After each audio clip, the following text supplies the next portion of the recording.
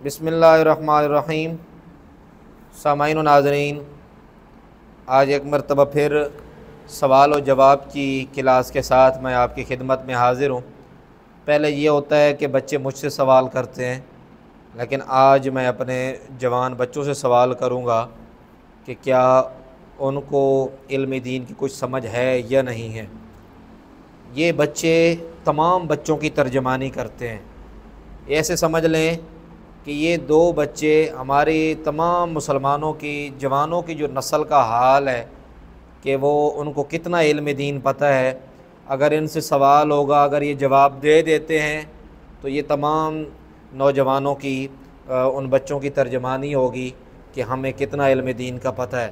اور اگر یہ سوال کا جواب نہیں دے پاتے تو پھر ہم سب کو چاہیے ان نوجوانوں کو کہ علم دین کی یہ باتیں سیکھیں، ہمیں اپنے دین کے بارے میں معلوم ہونا چاہیے۔ تو مختصر سی یہ میری کلاس ہوتی ہے،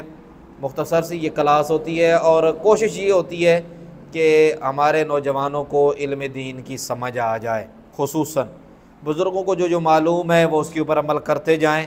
اور ہمارے بزرگوں کے لیے بھی یہ سبق ہے، بچوں کے لیے یہ سبق ہے، جوانوں کے لیے یہ سبق ہے۔ اگر ہم آج یہ سیکھیں گے انشاءاللہ تھوڑا تھوڑا کر کے تو ہماری زندگی بھی بہتر ہوگی، دنیا بھی اور آخرت بھی جو ہے وہ ہماری بہتر ہوتی جائے گی۔ میں بچوں کی طرف چلتا ہوں، میں سوال کرتا ہوں پہلے بچے سے، بیٹا آپ مجھے یہ بتائیں کہ نماز جنازہ کے کتنے فرائض ہیں؟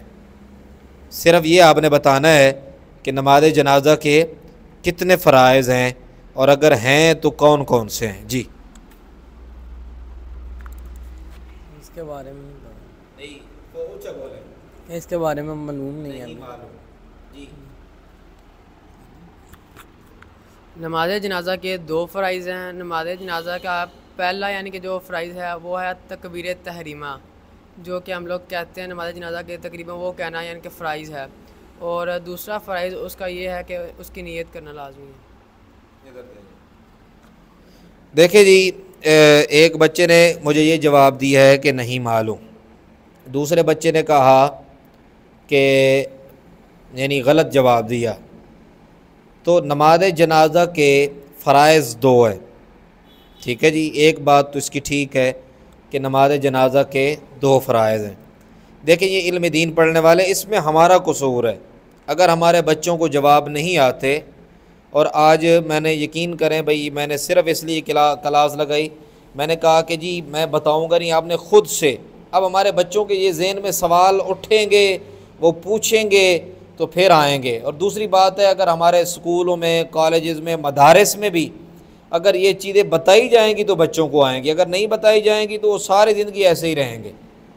اس لیے یہ سیکھنے کی ضرورت ہے۔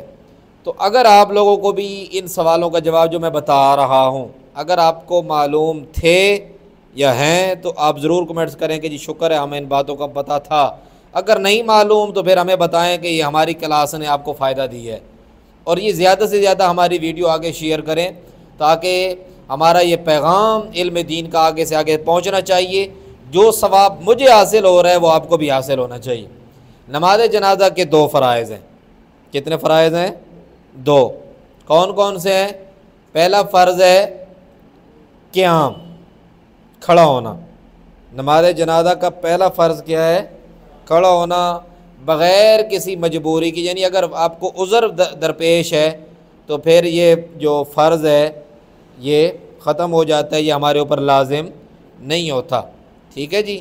اگر ہمیں کوئی عذر درپیش ہے، کوئی معذور ہے، کھڑا نہیں ہو سکتا، بیمار ہے، تو پھر وہ بیٹھ کے بھی پڑھ سکتا ہے، ورنہ کھڑا ہونا کیا ہے؟ فرض ہے، قیام، ٹھیک ہے جی۔ اور دوسرا فرض جو نماز جنازہ کا ہے، 4 تکبیرات وہ کہنا کیا ہیں؟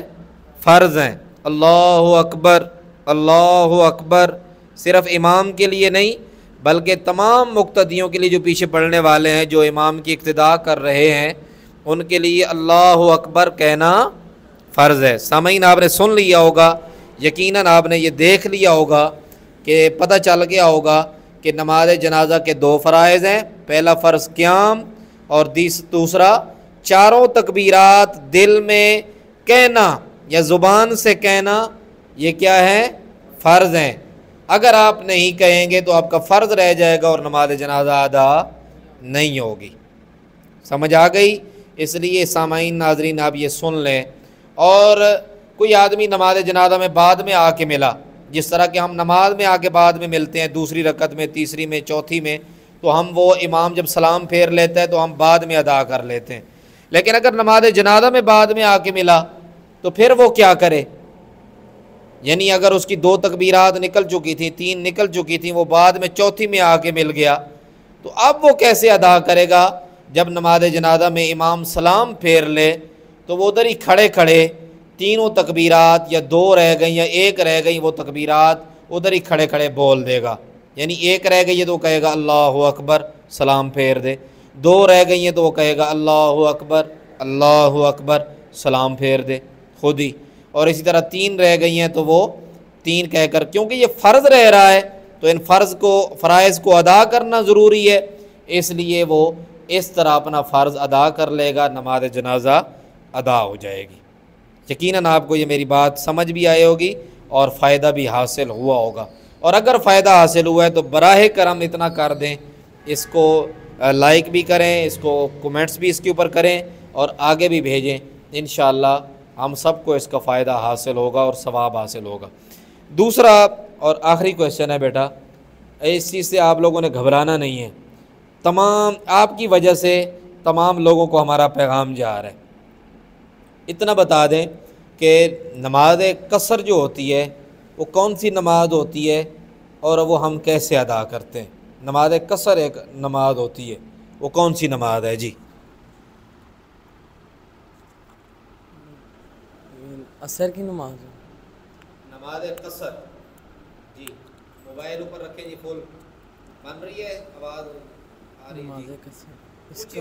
اس کا بھی نہیں معلوم جی، مجھے بھی نہیں معلوم ہے اس کے بعد جی۔ نماز قصر کے بارے میں ان جوانوں کو حقیقت کے بارے میں حقیقت میں نہیں معلوم، کیونکہ انہوں نے مجھ سے کبھی پوچھا نہیں ہے، ٹھیک ہے جی۔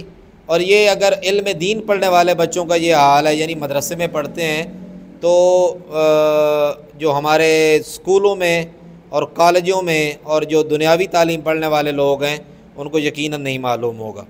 نماز قصر وہ نماز ہوتی ہے جو ہم سفر میں ادا کرتے ہیں، اور فرض نماز کو آدھا کر کے ہاف پڑھنا یہ نماز قصر کا کہلاتی ہے، یعنی کم کر کے پڑھنا، ٹھیک ہے جی۔